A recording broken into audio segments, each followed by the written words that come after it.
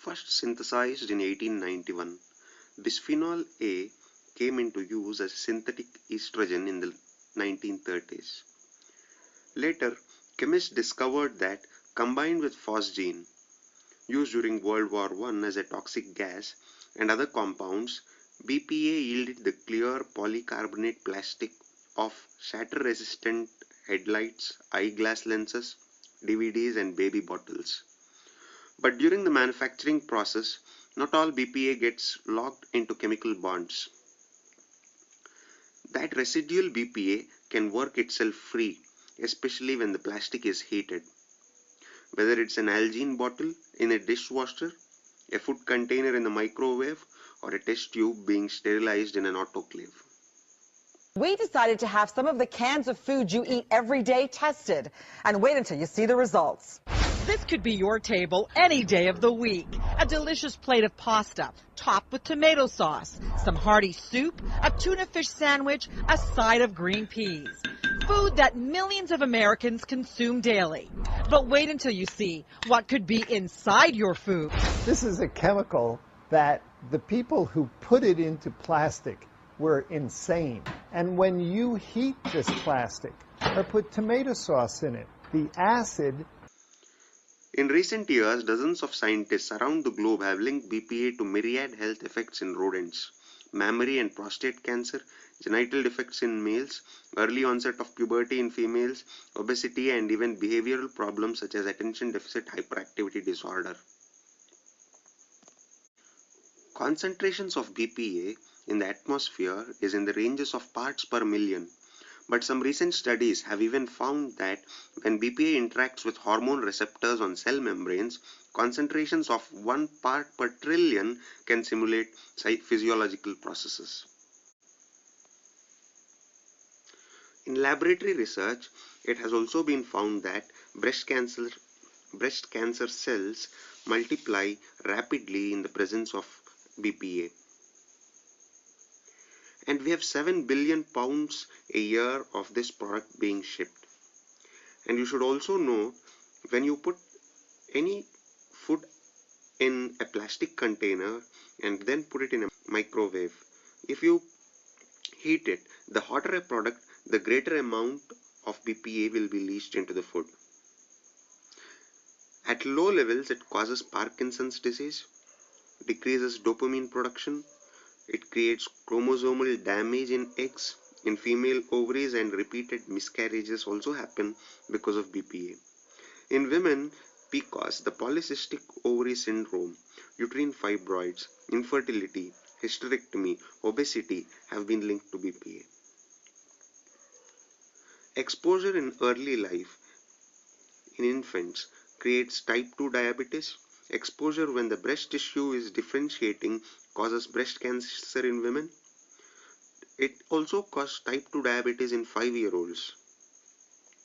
And if you still think using this chemical is somehow safe, watch this video. Degrades the plastic, and then the food that's in there is full of this sex hormone. There's brain damage, and the animals exposed to very low amounts of, say, bisphenol A show attention deficit disorder, hyperactivity, and neurochemical changes that are associated with ADHD in humans. That is a decrease in the neurotransmitter dopamine, which is also implicated in causing Parkinson's disease. So we have neurochemical changes, brain changes, hyperaggression. The other thing we see is the entire male reproductive system is abnormal. And that's very easy to understand because this is an estrogen, and estrogens during development are known to lead to abnormalities in the male reproductive system. In the male, it also causes prostate cancer. That is expressed later in life. In females, the interesting thing about this chemical is it causes chromosomal damage in the eggs in a female's ovaries.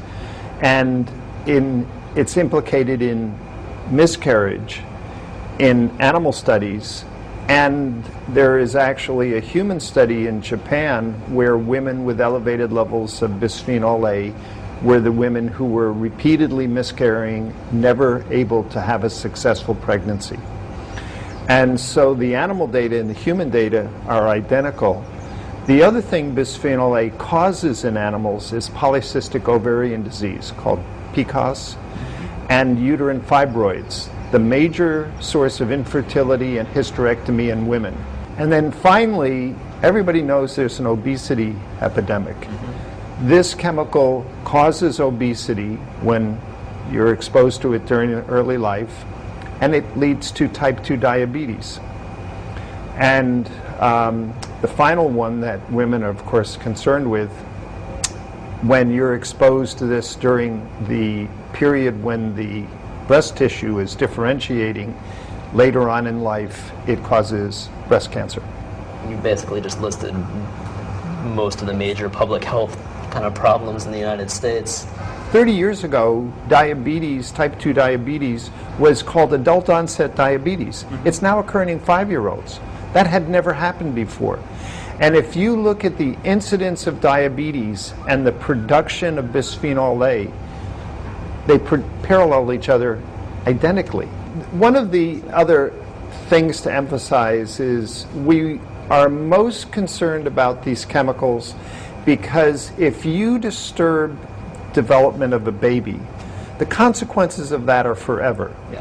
One of the things that we found out in the Vioxx scandal, that it took a whistleblower from within the FDA to come out and say the FDA has all of the evidence that Vioxx is killing people. But this is according to the FDA regulator who turned in the FDA essentially. He said this is an agency that once they make a decision, they do not want the public to think that they make wrong decisions. And so what their strategy is to try to deny that they would ever make a mistake, even at the expense of a major public health disaster. This is an agency that doesn't acknowledge error.